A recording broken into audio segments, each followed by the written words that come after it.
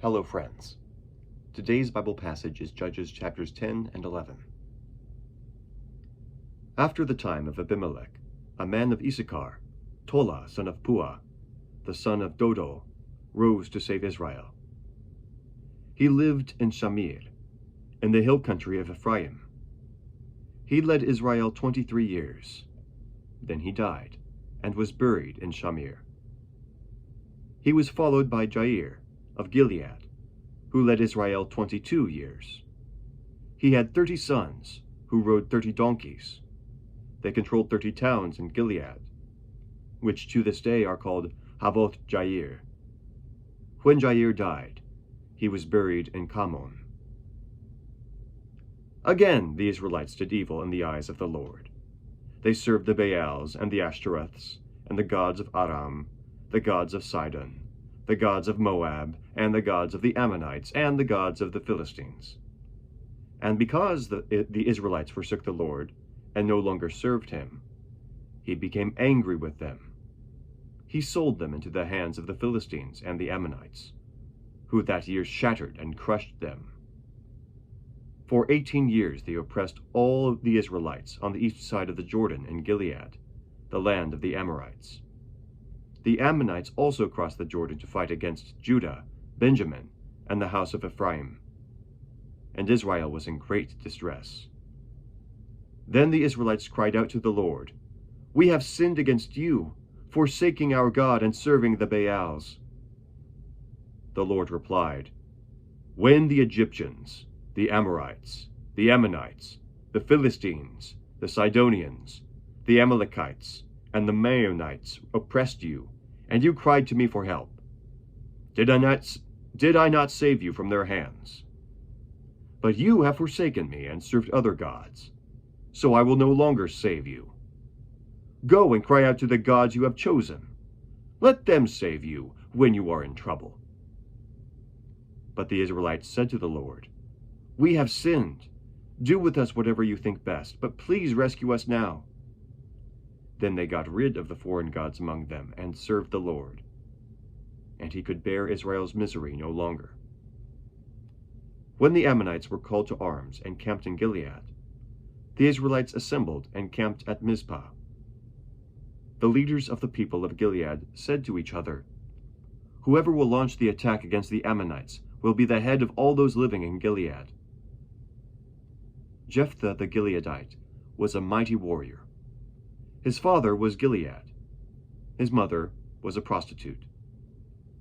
Gilead's wife also bore him sons, and when they were grown up, they drove Jephthah away. "You are not going to get an inheritance in our family," they said, "because you are the son of another woman." So Jephthah fled from his brothers and settled in the land of Tob, where a group of adventurers gathered around him and followed him. Sometime later, when the Ammonites made war on Israel, the elders of Gilead went to get Jephthah from the land of Tob. "Come," they said, "be our commander, so we can fight the Ammonites." Jephthah said to them, "Didn't you hate me and drive me from my father's house? Why do you come to me now, when you're in trouble?"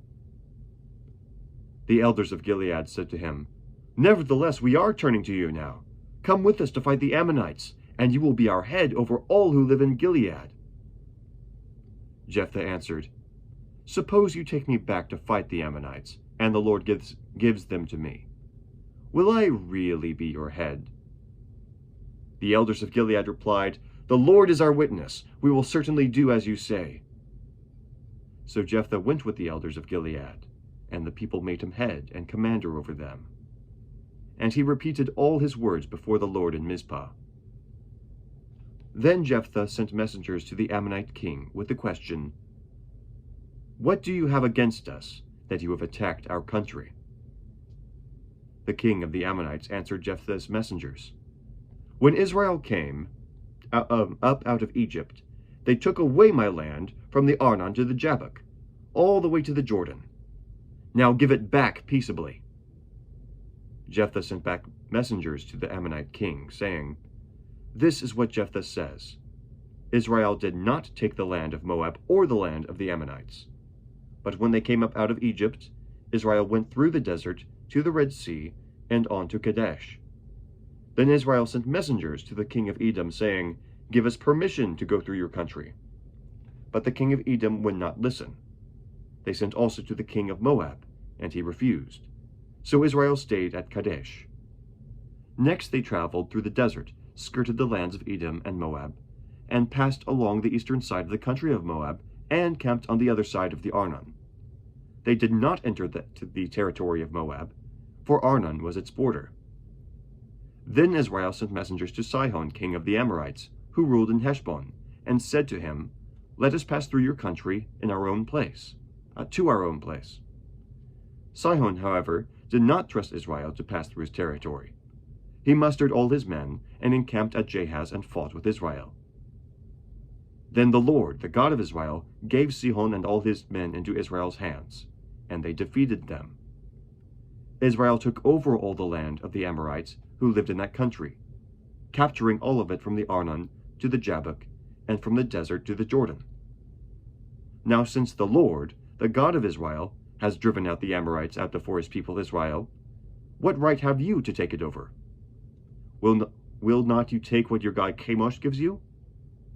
Likewise, whatever the Lord our God has given us, we will possess.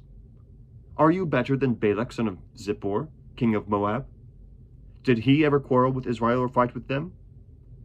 For 300 years Israel occupied Heshbon, Aroer, the surrounding settlements, and all the towns along the Arnon. Why didn't you retake them during that time? I have not wronged you, but you are doing me wrong by waging war against me. Let the Lord, the judge, decide the dispute this day between the Israelites and the Ammonites. The king of Ammon, however, paid no attention to the message Jephthah sent him. Then the Spirit of the Lord came upon Jephthah. He crossed Gilead and Manasseh, passed through Mizpah of Gilead, and from there he advanced against the Ammonites. And Jephthah made a vow to the Lord, "If you give the Ammonites into my hands, whatever comes out of that door of my house to meet me when I return in triumph from the Ammonites will be the Lord's, and I will sacrifice it as a burnt offering." Then Jephthah went over to fight the Ammonites, and the Lord gave them into his hands. He devastated 20 towns from Aroer to the vicinity of Minnith, as far as Abel Keramim. Thus Israel subdued Ammon. When Jephthah returned to his home in Mizpah, who should come out to meet him but his daughter, dancing to the sound of tambourines? She was an only child. Except for her, he had neither son nor daughter. When he saw her, he tore his clothes and cried, "Oh, my daughter! You have made me miserable and wretched, because I have made a vow to the Lord that I cannot break." "My father," she replied, "you have given your word to the Lord. Do to me just as you promised, now that the Lord has avenged you of your enemies, the Ammonites. But grant me this one request," she said. "Give me 2 months to roam the hills and weep with my friends, because I will never marry." "You may go," he said. And he let her go for 2 months. She and the girls went into the hills and wept, because she would never marry. After the 2 months, she returned to her father, and he did to her as he had vowed. And she was a virgin. From this comes the Israelite custom that each year the young women of Israel go out for 4 days to commemorate the daughter of Jephthah the Gileadite. The word of the Lord. Thanks be to God. Have a great day.